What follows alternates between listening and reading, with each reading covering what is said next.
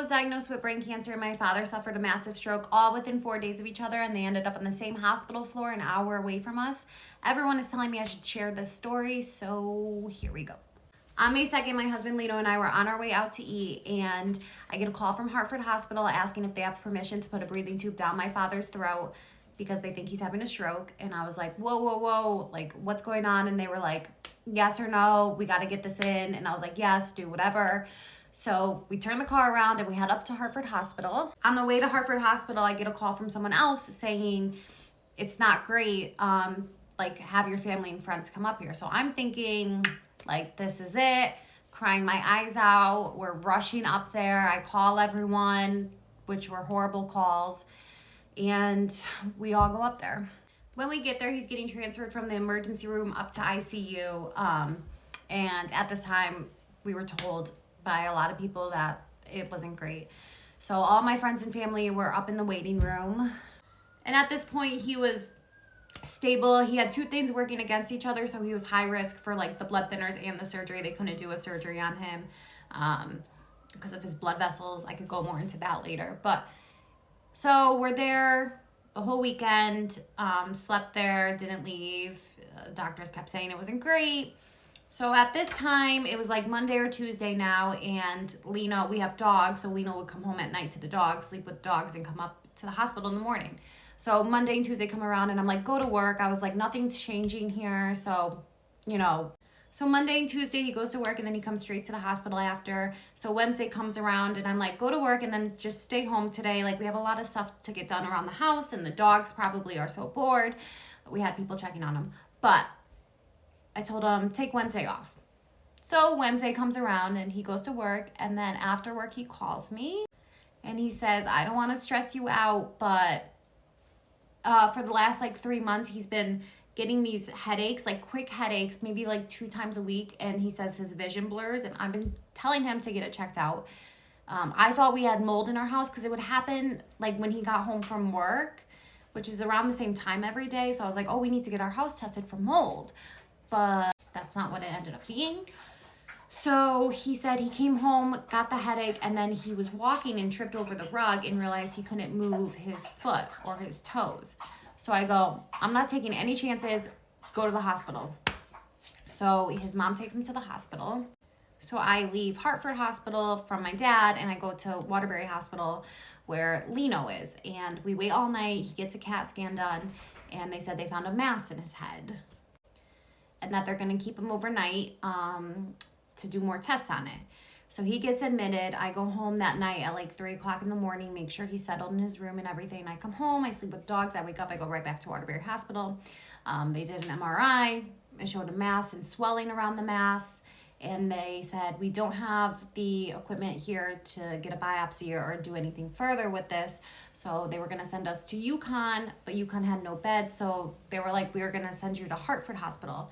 And I was like, yes, at this point, make my life like a little bit easier. So he gets transferred up to Hartford Hospital.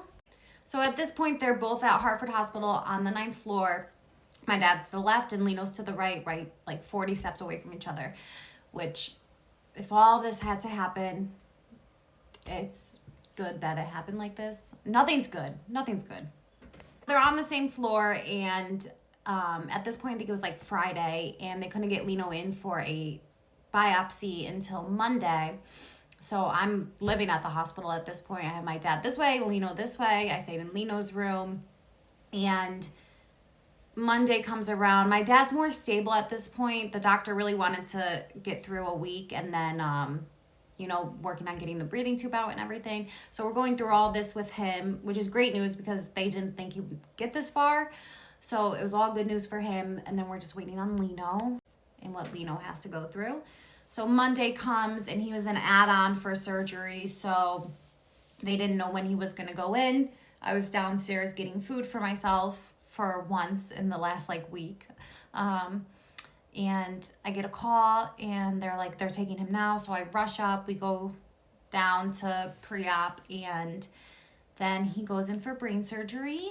And after his surgery, his doctor called me and said that they did find that abnormal cells, which, broke me.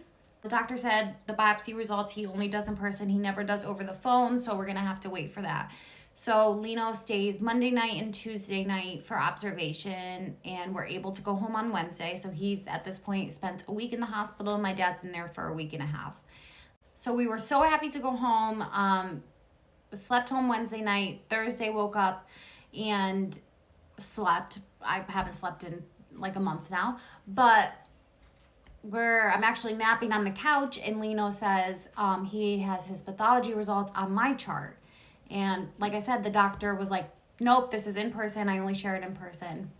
So we go on my chart and look at his results and copy and paste them. I send them to our friend whose brother is an oncologist, and she called us and she said, you know, I'd rather you hear this from me, which she's been amazing. Love you, Meg. But she's like, he does have cancer.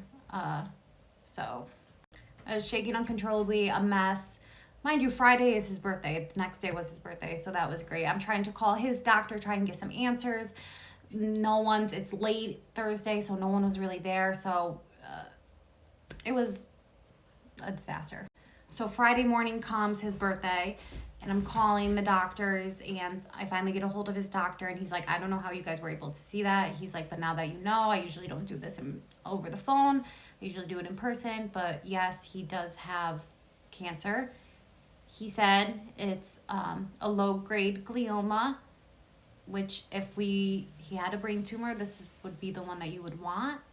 But we'll circle back to that. At this time, my dad's still stable. He has his breathing tube out. He's still in the ICU because his breathing is not great. So they're keeping an eye on that. My brothers have been absolutely amazing. They were like, stay home, like deal with that. We got dad. So they've been incredible. So I'm freaking out. You know, your head goes to the worst things in the world. I'm a mess. He's so healthy. He's the best person in the world, and our lives just got flipped upside down, which sucks. So the doctor last said, you're going to hear from oncology. Now, at this point, it's like last Wednesday. So 2 weeks after we left, or 1 week after we left the hospital. And I call oncology, and they're like, we don't have a referral for him. And I'm like, okay, but like, I want to get things going. Who can I talk to? And then they transferred me to someone else, and they said that he was seen by the tumor board and that we have to wait for the follow-up to discuss next steps. So this past Monday night, Memorial Day night, we get a call from the doctor late at night, and he was like, I know we have our meeting tomorrow. He goes, but I want to prepare you that the tumor board discussed it, and they want you to go in for another biopsy because they said they need more cells to grade it and do the, I don't know what this is, like the molecular testing or something. That's not what he said, but that's what I'm gathering they need. He said he wanted to prepare us so that we don't get bombarded with it the next morning because he wanted to get him in for Wednesday. So we go there, and he said they want more cells to grade it, yada, yada, yada, and that he did find an opening for next Wednesday instead of tomorrow to do it. So Lino will be going in next Wednesday for another biopsy, and then we go from there. It's been hell. My dad is doing great. All the doctors are like, we thought he wouldn't get this far. He actually just went to rehab after 3 weeks in the hospital, which everyone's amazed, and he's doing great. And now we just get Lino to fight this and get through this and get our life back to normal like it was a month ago, which is just so crazy. But if you want to follow his story, I'm going to start documenting more. Everyone said I should. I can't really find people who have gone through the same thing. But his GoFundMe and has his story up there. I do updates on there because I don't know how to do anything else really, and Facebook. And he has I made him an Instagram page. It's at Fight Like Lino. So if you want to keep up to date on those. And yeah, that's been my life for the past month. Gonna jump off a bridge.